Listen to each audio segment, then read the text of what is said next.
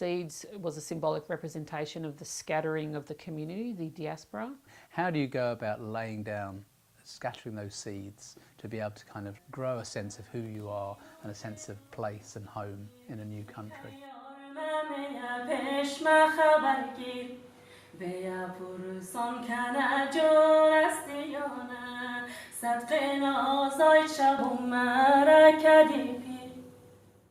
I was thinking that I must find a place where we could be whatever we want. A place for women, where no one's telling us how and why we have to be a certain way. To have fun without feeling guilty, to be alive and to have a good night without feeling we'll be punished. And then I found this, and here we are. Our first ever Afghan ladies only cultural night. This program is trying to showcase the displacement of Afghan refugees around the world, and my involvement in the project is to have a safe platform for the Afghan women to have a voice and to be heard without being scared of political and religious influences. Through consultation with the community, it's become clear that they have social, cultural, religious and political barriers. So Daneha was a space for them to gather through dance nights, sharing food and stories, exploring theatre writing and exploring visual arts programs, which resulted in a beautiful exhibition alongside professional and established artists. Envisage a broad program of engagement, essentially, of the local Afghan community with links to national and international artists and audiences, essentially. I think for me it's a really important project because, especially in Blacktown, Afghan women kind of get pushed to the sides in a whole lot of contexts. So actually having Afghan women in the centre where they're determining the stories they're telling, how they're telling them, and I think the way they're telling them is really stunning in the actual exhibition. When I started to writing the play, because there was so much happened, me working with the community and with my own life, there were so many stories come up, but then eventually we kind of toned it down and brought it to focus on Afghan women on the move journey. I remember my journey in lists. Lists of tears, lists of things that had the power to make us smile, lists of things I wanted and of things I lost.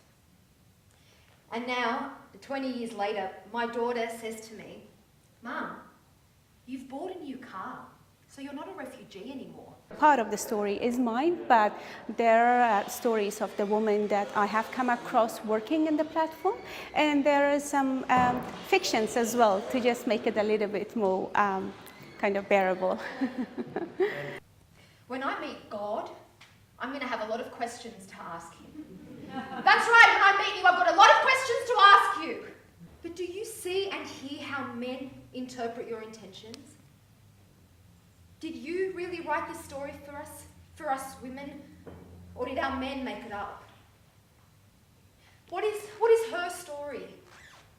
That good woman who sits quietly, maybe behind her veil, not really there, not showing any feelings, not moving a muscle, not making a sound, still.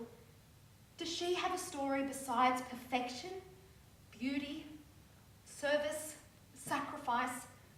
Or is her story simply about being good, at being a good woman? When I was young, if I take it a little bit back, a couple of years ago, I was always wanted to tell the stories of how did I survive, because I was questioning my own self and my own identity as a woman, as a refugee, as a survivor of war and everything that has happened through my journey.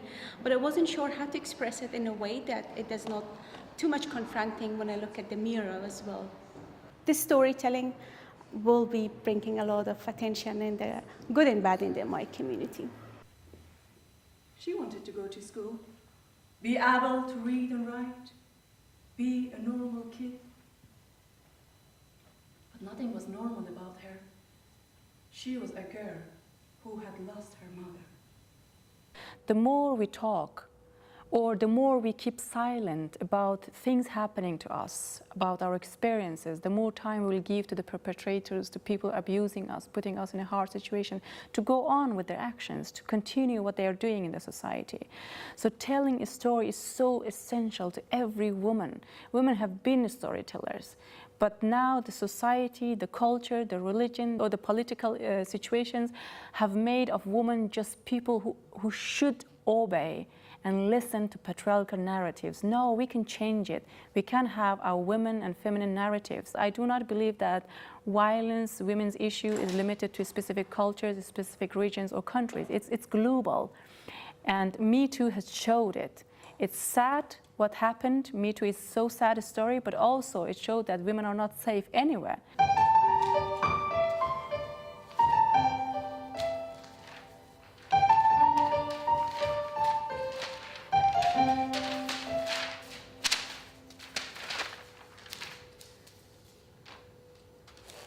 All these untold stories, who is going to tell them?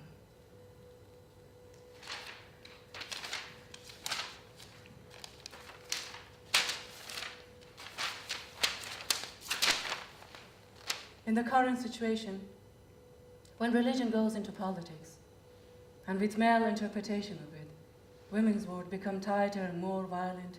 Meanwhile, men find larger space to parrot and more religious interpretations that legitimizes their action.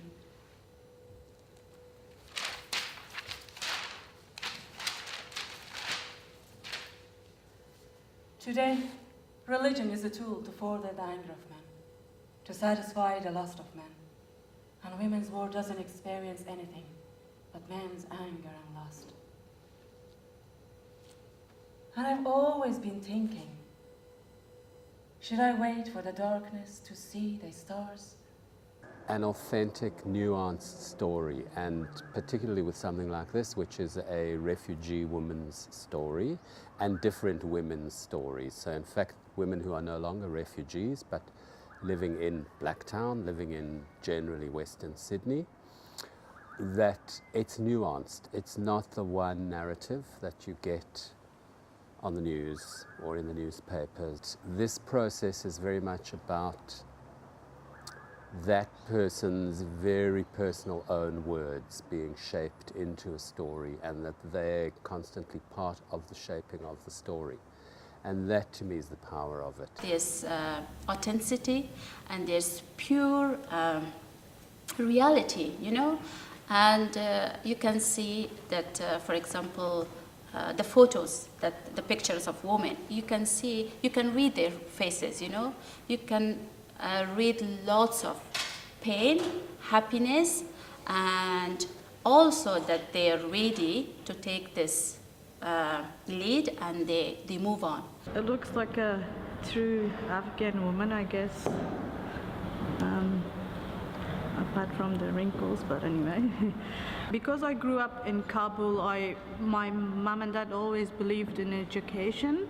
So that's how I grew up in my mind, that, you know, education was the key as an Afghan. But obviously, when I grew up, it wasn't the case. The image shows other people. It's not about the burqa or, you know, women get punished. And so we're showing the true image of Afghan women, basically. The women are looking directly at you. And I think that is a kind of statement of self-determination. So often photographic representations of women, particularly Afghan women, particularly Muslim women, is that people expect women's eyes to be downward or to be covered. So for women to be looking directly at the spectator is kind of speaking back in some ways without the words, and they're very powerful.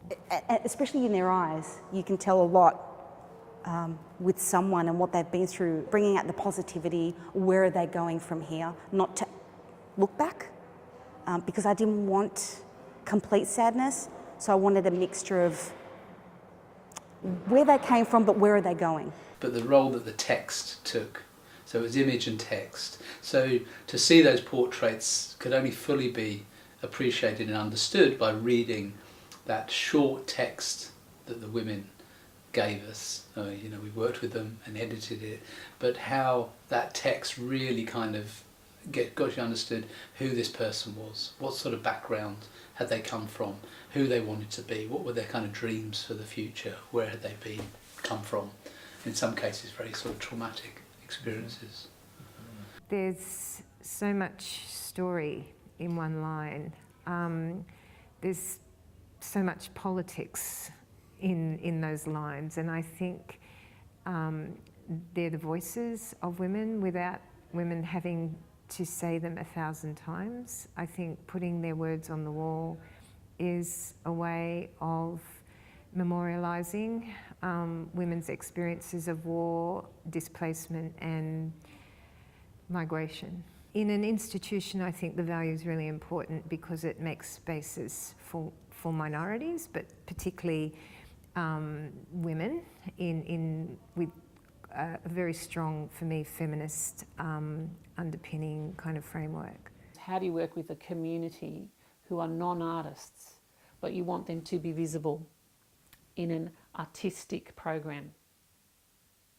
So introducing artists to work in collaboration with the Afghan Women on the Move was one model that we used, and it worked really well and was hugely successful. But also, mentorship is so important in this process. The process of working with, refugee women creatively, mentorship, flexibility. So many times you have to go back to the drawing board. It's so difficult to expect a refugee community to stick to timelines, deadlines, strict structures. It just doesn't work for them. So as an institution, it was extremely challenging at times when we had our own deadlines, but the community needed a month to figure out what it was doing or where it wanted to go. So I'm really grateful that we could step back and allow that space, but although it was stressful, but it was really worth it in the end and really critical to the success of the program. At the end of the day, you are building trust as well as a project, and it's the trust that underpins everything you're doing. And with trust, there's flexibility, cultural appropriateness, respect, and that is part of that journey. And, it took us 1.5 to 2 years, and we got there, but challenging, but so exciting at the same time. It's open to experimentation, keeping those doors and windows open. It's not about numbers. It's about an openness. That in itself, to me, is cultural production. So in the same way that a visual arts exhibition opens up conversations for me and other people, I also see the opening up of space as being really significant. And what we want to encourage is everyone to keep their language, to learn their languages, but also adopt and participate in the general community. And that way, I believe our country will be not only beneficiaries of multiculturalism, but becomes the beacon into the future. And through these artworks and through the dance and music that we'll see, the artwork as you walked around and seeing where they actually already integrating the Australian sort of hope and love and English words in there, mixed in and taking there was the beautiful cutouts of the middle of the koalas, etc., and then adopting it through to the Afghan way of thinking. It's just really well done. How do we encourage people to see a contemporary arts venue differently?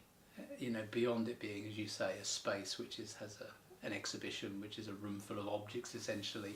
How do we begin to break that down? And I think a great example of that is the way that the Afghan Women on the Move, particularly Maryam, helped us co-curate the secondary gallery space into a place which was kind of really welcoming to visitors of all descriptions, not just to Afghanis, but also to people from across the community, where they'd come in and they were served tea and provided with beautiful baked sweets and cakes. I mean, you don't usually get that in a contemporary art gallery. So it's about sort of like totally operating the space in a different way.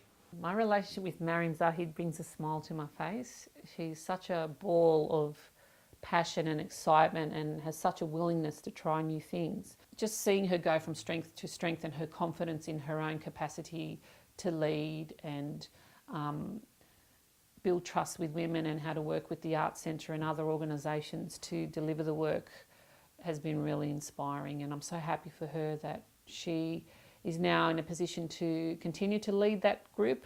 You know, without the Arts Centre, they've got their own legs now and they're ready to explore the next chapter in their journey, which I think is a great result for any project.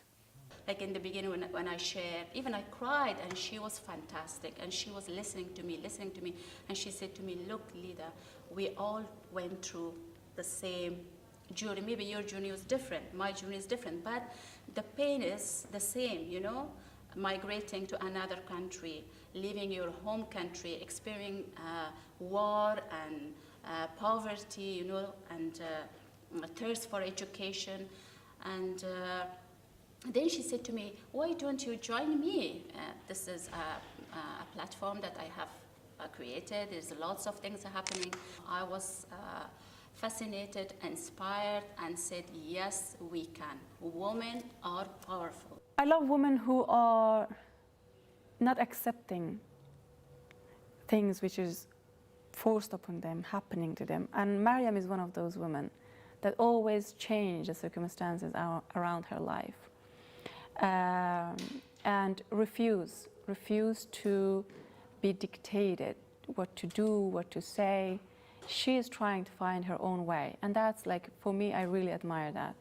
And I think in this way, the great thing about her is that she's not going to do this journey alone. She take as much as women with her, like if they are willing to come to follow and experience it. So she's willing to take them with her, and I really like that about her, and it's inspiring me. It's good. It's working. I can see from their faces. Can I pat myself on the back now? Feel a little proud? This feels right. This feeling. Not anger or fear. This.